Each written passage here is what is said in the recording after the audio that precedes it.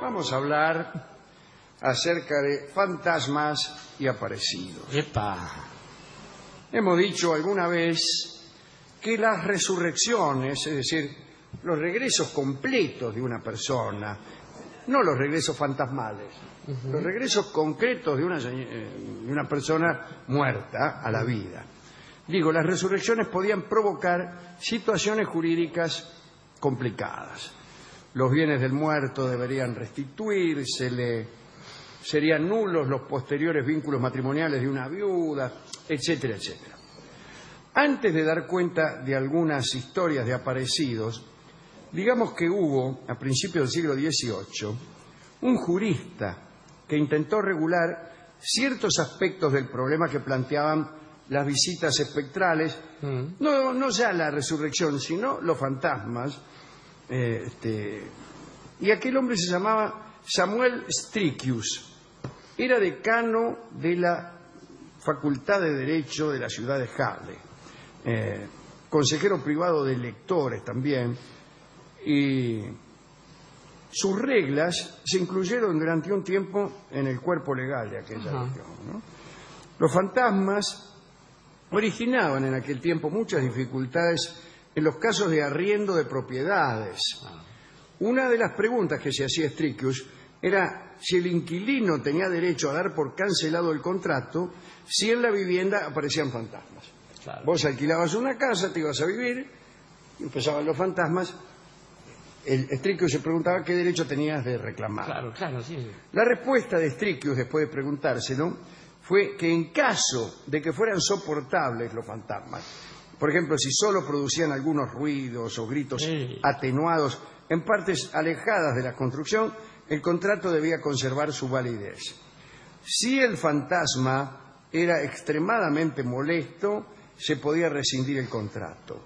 El propietario de la casa estaba obligado a aceptar la situación, salvo en el caso de que pudiera probar que no había existido perturbación antes de la llegada del inquilino y que todos los inconvenientes habían sido provocados por la llegada de los nuevos ocupantes. ¿A qué se refiere esto?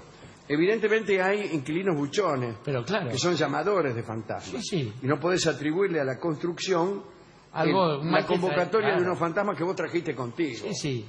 Hay Así mucha que- gente que anda con su fantasma. Sí, señor, y que después te echa la culpa a vos cuando le alquilás Para no garpar, una para sí. no, claro, bien. Lo hago yo.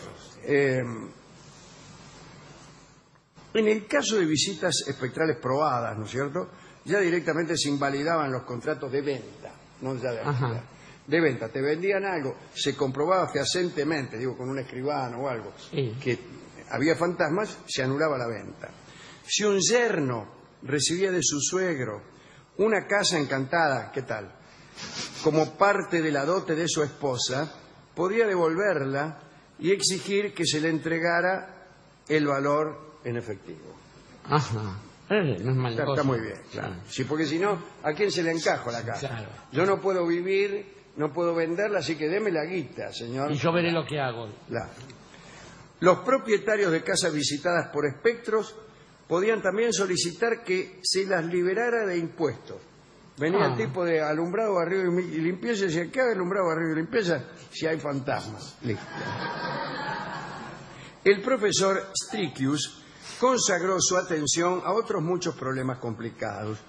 Se preguntó si en caso de asesinato era prueba suficiente que el fantasma de la víctima dijera algo acerca del crimen. Ajá. Claro. Esto en el Japón es muy frecuente, Claro. que el fantasma de la víctima se presente a declarar. Strickius estableció que se debía ser cauteloso porque esa presencia espectral podía ser fraudulenta. Sí, señor. Un fantasma mentiroso. No, claro que sí. Hay fantasmas que solamente dan falsos testimonios por un módico estipendio. Un cacho de Y, ectoplasma. claro, no ha de darse por válida cualquier declaración de un fantasma, porque ya se sabe que hay fantasmas muy mentirosos. Sí, claro. ¿Cómo se llega a fantasmas? Bien. También se preguntó Strickius si era una circunstancia atenuante que un espectro hubiera convencido al criminal para cometer el asesinato, es decir, que un espectro fuera el autor intelectual, el por decirlo inspirador. así, para no decir fantasmal, del asesinato.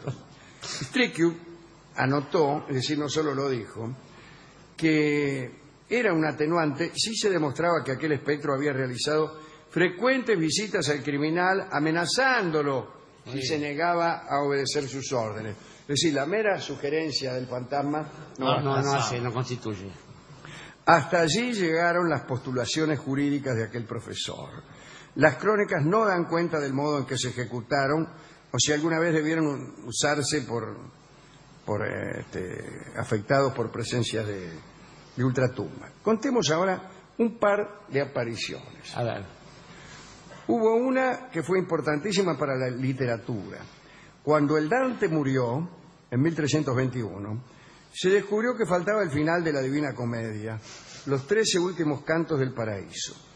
Cuenta Boccaccio que los dos hijos de Dante, Jacopo y Piero, concibieron el temerario proyecto de escribirlos ellos mismos para completar la obra de su padre. 8 meses después de la muerte de Dante, Jacopo vio a su padre vestido de blanco, le preguntó si estaba bien, y el espectro dijo, un poco malhumorado, Sí, siempre era así. vivo la verdadera vida, no como vosotros. E inmediatamente Jacopo le preguntó si había terminado la comedia.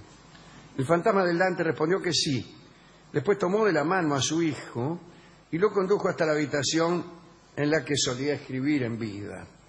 Luego, mientras le mostraba un lugar en la pared, le dijo, aquí se encuentra lo que buscáis desde hace tiempo.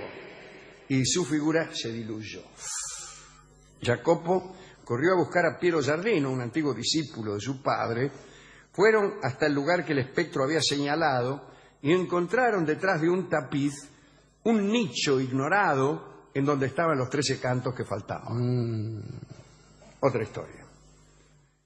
Agustín Calmet fue un escritor francés que vivió entre 1672 y 1757. Escribió una disertación sobre las apariciones, los demonios, los espíritus y los que han vuelto. Allí cuenta la historia del marqués de Rambouillet y el marqués de Précy, nobles famosos en tiempo de Francisco I. Francisco I de Valois reinó en Francia a comienzos del siglo XVI. Derrotado por nuestro amigo Carlos. Derrotado por Carlos I de España, V del Imperio. Parece que aquellos marqueses, el de Rambouillet y el de Précy, solían encontrarse para discutir acerca de la existencia tras la muerte, era el tema que les gustaba. Una vez, con descreimiento e ironía, se prometieron mutuamente que quien primero muriera volvería a dar noticias al otro. Tiempo más tarde, el marqués de Rambouillet partió para Flandes, entonces en guerra, y el marqués de Précy, enfermo, se quedó en París. 6 semanas después, el de Précy notó que alguien corría las cortinas de su habitación, pero no vio a nadie. Pocos minutos después, apareció el marqués de Rambouillet, sucio y vestido de soldado.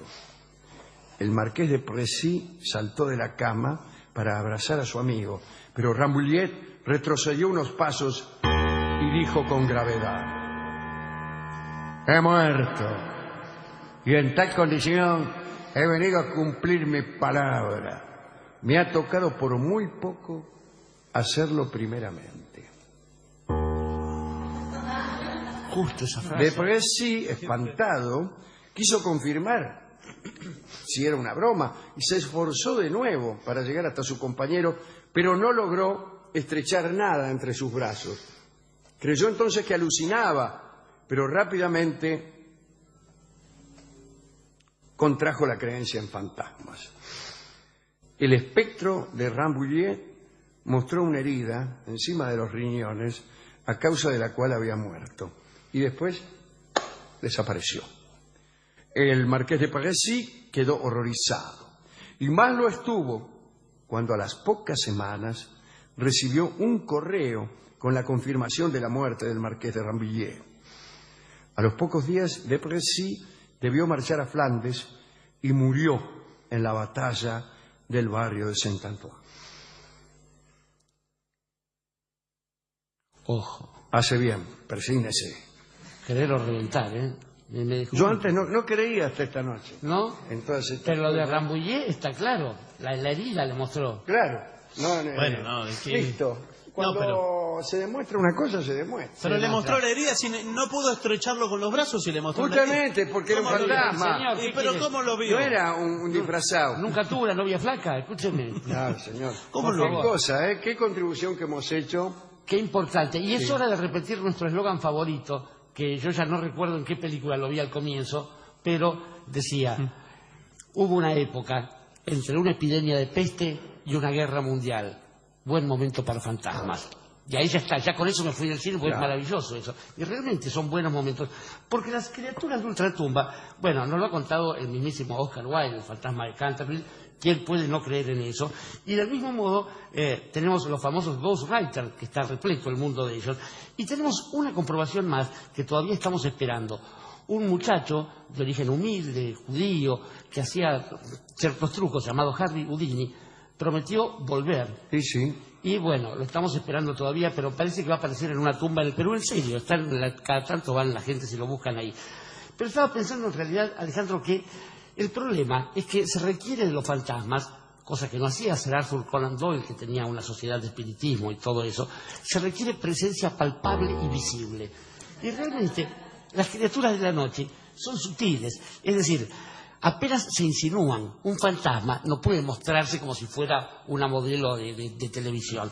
Digamos que, a ver, el miedo, el amor y la buena literatura solo se pueden lograr insinuándose, Claro, eso lo sabían los oráculos. justamente. Los oráculos tenían un lenguaje fantasmal, poco alusivo. Y en todo ambiguo. caso, lo que hay sí es alguna cifra que relacione esa aparición espectral con aquello que está por suceder. Por ejemplo, si alguna criatura de la noche, un hada, un fantasma, un espectro, un aparecido cualquiera, un duende mismo, anda por allí, usted no va a escuchar necesariamente los pasos, no va a ver la figura, pero seguramente de una manera remota, como entrando en sus oídos muy sutilmente, lo que va a escuchar es, por ejemplo, el vals del duende. Y Vals del Duende se llama esta melodía que escucharemos en la interpretación de Pablo Ziegler. Vamos a hablar acerca de fantasmas y aparecidos. ¡Epa! Hemos dicho alguna vez que las resurrecciones, es decir, los regresos completos de una persona, no los regresos fantasmales, los regresos concretos de una persona muerta a la vida. Digo, las resurrecciones aparecían fantasmas. Claro. Vos alquilabas una casa, te ibas a vivir, empezaban los fantasmas. El Strickius se preguntaba qué derecho tenías de reclamar. Claro, claro, sí. La respuesta de Strickius, después de preguntárselo, fue que en caso de que fueran soportables los fantasmas, por ejemplo, si solo producían algunos ruidos o gritos Sí. atenuados en partes alejadas de la construcción, y sus reglas se incluyeron durante un tiempo en el cuerpo legal de aquella región, ¿no? Los fantasmas originaban en aquel tiempo muchas dificultades en los casos de arriendo de propiedades. Una de las preguntas que se hacía Strickius era si el inquilino tenía derecho a dar por cancelado el contrato si en la vivienda ciertos aspectos del problema que planteaban las visitas espectrales, no ya la resurrección, sino los fantasmas. Y aquel hombre se llamaba Samuel Strickius. Era decano de la Facultad de Derecho de la ciudad de Halle, consejero privado de lectores también, provocar situaciones jurídicas complicadas. Los bienes del muerto deberían restituírsele, serían nulos los posteriores vínculos matrimoniales de una viuda, etcétera, etcétera. Antes de dar cuenta de algunas historias de aparecidos, digamos que hubo, a principios del siglo XVIII, un jurista que intentó regular